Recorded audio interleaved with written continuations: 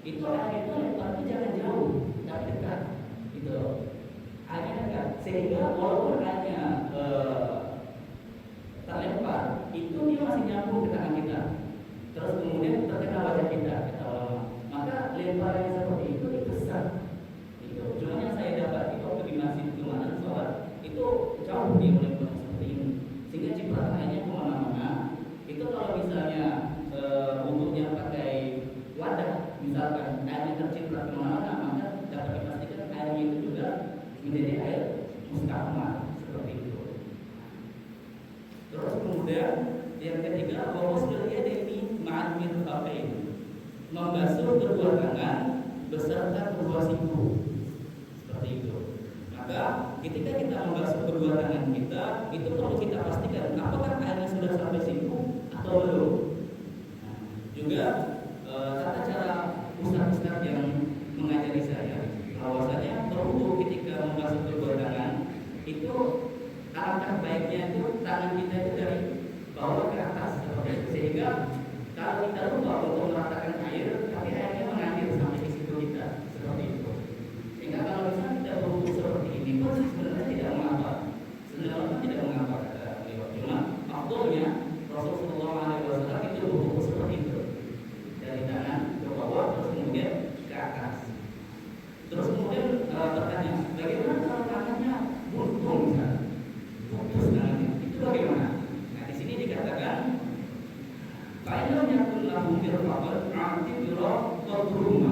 kalau misal tangannya buntung, itu maka dikira-kira kalau misalnya tangan kita ini 2 jilid misalnya, dari jari kita sampai ke situ, misalnya buntung setengah, maka naik berarti kita basuhannya.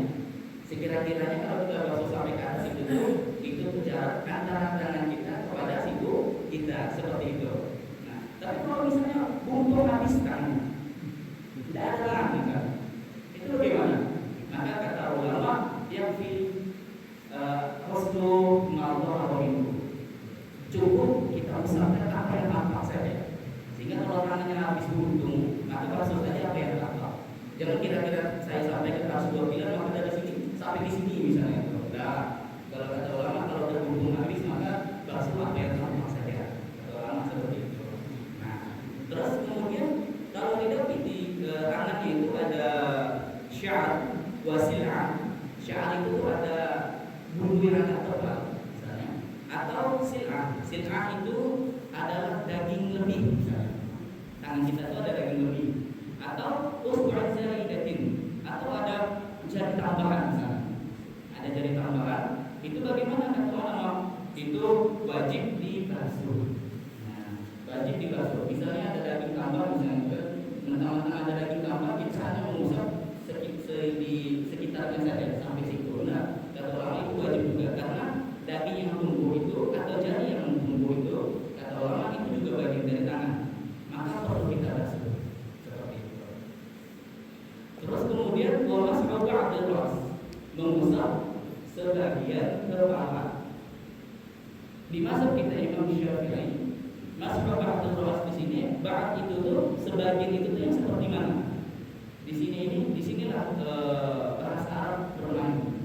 Bedanya nisfu sama ba'd. Kalau nisfi itu setengah, ba'd itu juga setengah. Cuma nisfi itu setengah 100, berarti nisfi itu 50-nya. Setengah dari 100. Tapi kalau ba'd itu tuh diartikan kata ulama jangan setengah, tapi enaknya sebagian. Jadi sekiranya itu dari 100 bisa 40, bisa 20, bahkan bisa 60. Karena sebagian dari 100. Nah, di sini Imam Syafi'i katakan mas'hu ba'dal ras ini adalah cukup kita basuh, kita usap sesuatu yang di situ tuh diiktibar, dikira-kira itu adalah bagian dari rambut.